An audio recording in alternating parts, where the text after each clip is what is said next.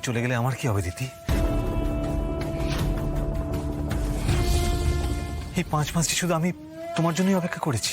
জানো দিদি, আমার মন বলতো আমার মন বলতো একদিন না একদিন ঠিক তোমার স্মৃতি ফিরে আসবে, আর তোমার স্মৃতি ফিরে এলেই তুমি আমার কাছে ফিরে আসবে।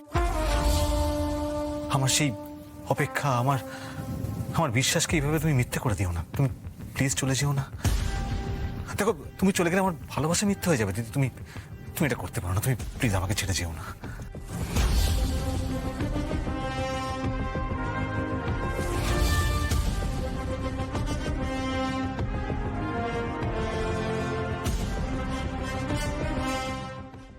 তুমি চিনতে পারছো না আমায়? একটু মনে করার চেষ্টা করো। আমি তোমার শাশুড়ি মা। এই দেখো আমার ছেলে গোরা, তোমার বর। তুমি তো আমাকে সংসারের সমস্ত খুঁটিনাটি শেখাতে। তুমি চলে গেলে এগুলো আমি কার কাছ থেকে শিখবো বলো? বৌদি ভাই, তুমি কেন চলে যাচ্ছ বলো তো? তুমি ছাড়া এবারে সব আলো চলে যাবে। আমরা তোমাকে ছাড়া থাকবো কি করে?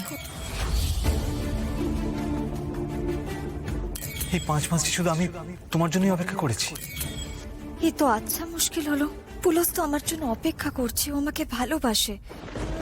কিন্তু তুমি যাই সিদ্ধান্ত নেবে প্লিজ ভেবে চিন্তে নিও। দিদিমা, তুই বল তুই কি চাস? আমি তোকে কথা দিচ্ছি, তুই যেটা চাইবি সেটাই হবে। তুই বল।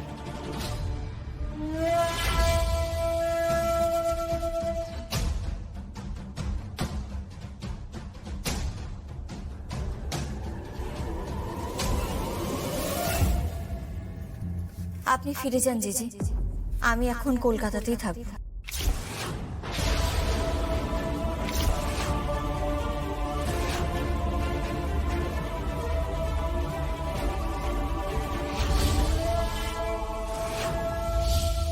কিন্তু অদ্বিতীয়া, এখানে থাকলে যে তোমার পদে পদে বিপদ। ডোন্ট ওয়ারি জিজি, আমার ড্যাড তো আছে। আমি জানি ড্যাড আমার কোনো ক্ষতি হতে দেবে না, তাই তো ড্যাড? Of course my girl. আমি আজই তোর প্রোটেকশনের ব্যবস্থা করছি। অ্যান্ড আইল talk to the police department. আমি খুঁজে বার করব কে তোর এই ক্ষতি করার চেষ্টা করলো, আর তাকে উপযুক্ত শাস্তিও দেব। জিজি, আপনি আমার জন্য যা যা করেছেন তার জন্য আপনাকে ধন্যবাদ দেওয়ার কোনো ভাষা নেই আমার কাছে। আর আমি আপনাকে ধন্যবাদ দিয়ে ছোটও করতে চাই না, তবে এখন আমাকে এখানেই থাকতে হবে আমার ফ্যামিলির কাছে। It's my duty.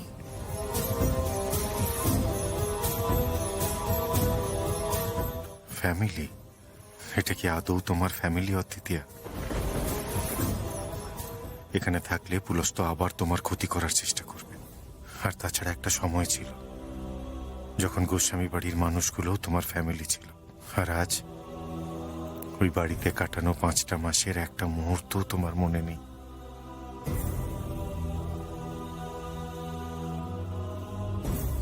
এই কি দেখছো না করে? Just get out from here. Out! Police তো কি হচ্ছেটা কি? তুমি একদম ওনার সাথে মিসবিহেভ করবে না। উনি আমার প্রাণ বাঁচিয়েছেন, আমার আমার লাইফ সেভার উনি। At least show some respect.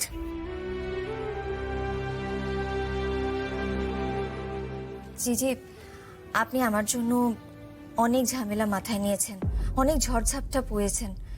এবার বরং আপনি বাড়ি ফিরে যান।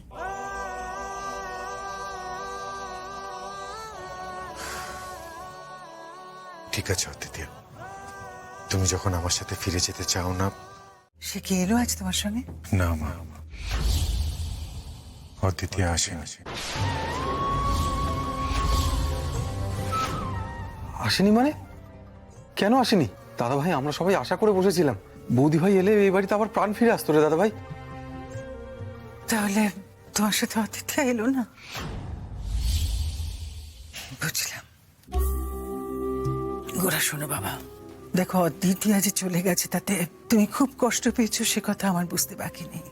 সে চলে যাওয়াতে আমরা সবাই কষ্ট পেয়েছি। রূপের পরে একমাত্র অদিতি আস্তে আস্তে এই বাড়িরই তো একটা অংশ হয়ে উঠছিল। আমিও আস্তে আস্তে তাকে তোমার স্ত্রী বলে মেনে নিচ্ছিলাম, কিন্তু এখন তো তার আর এ বাড়ির কথা কিচ্ছু মনে নেই, তোমার কথাও মনে নেই। সে এখন তার জীবনে নিশ্চয়ই নিজের মতো করে এগিয়ে যাবে। তাই তোমাকেও বলছি, তুমিও তোমার জীবনে নিজের মতো করে এগিয়ে যাও গোরা। তুমি ঠিক কি বলতে চাইছো বলো তো মা? আমি তোমার কথা বুঝতে পারছি না। দেখো, আমি শুধু এইটুকুই বলছি যে তুমি আবার নতুন করে সংসার পাতো, নইলে যে ওই রূপ চলে যাওয়ার কষ্ট, হত্যা চলে যাওয়ার কষ্ট, এই সমস্ত কষ্ট সারাটা জীবন তোমাকে কুড়ে কুড়ে খাবে বাবা। আমি মা হয়ে সেটা দেখতে পারবো না। আর দেখো গোরা, তোমার বিয়েটা নিয়ে বারবার এত জল খোলা হয়েছে, অন্য কোনো মেয়ে তোমার সঙ্গে সংসার করতে রাজি হবে কিনা আমার সন্দেহ আছে। তাই আমি যে কথা বলছি শোনো বাবা, তুমি এবার কুন্তলকে বিয়ে করো।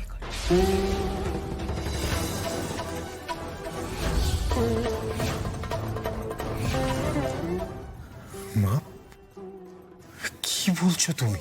ঠিক বলছি আমি। খুব ভালো করে একবার ভেবে দেখো, কুন্তলের চেয়ে যোগ্য পাত্রী তোমার জন্য আর কেউ নেই।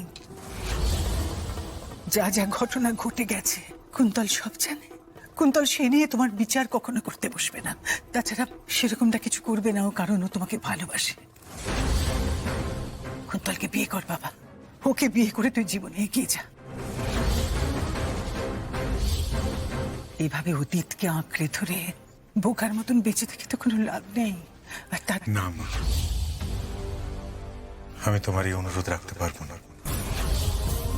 আমি আমার জীবনে শুধুমাত্র একটা মানুষকেই ভালোবেসেছিলাম, আর সেই মানুষটা হলো রূপমঞ্জরি গোস্বামী, আমার স্বর্গীয় স্ত্রী।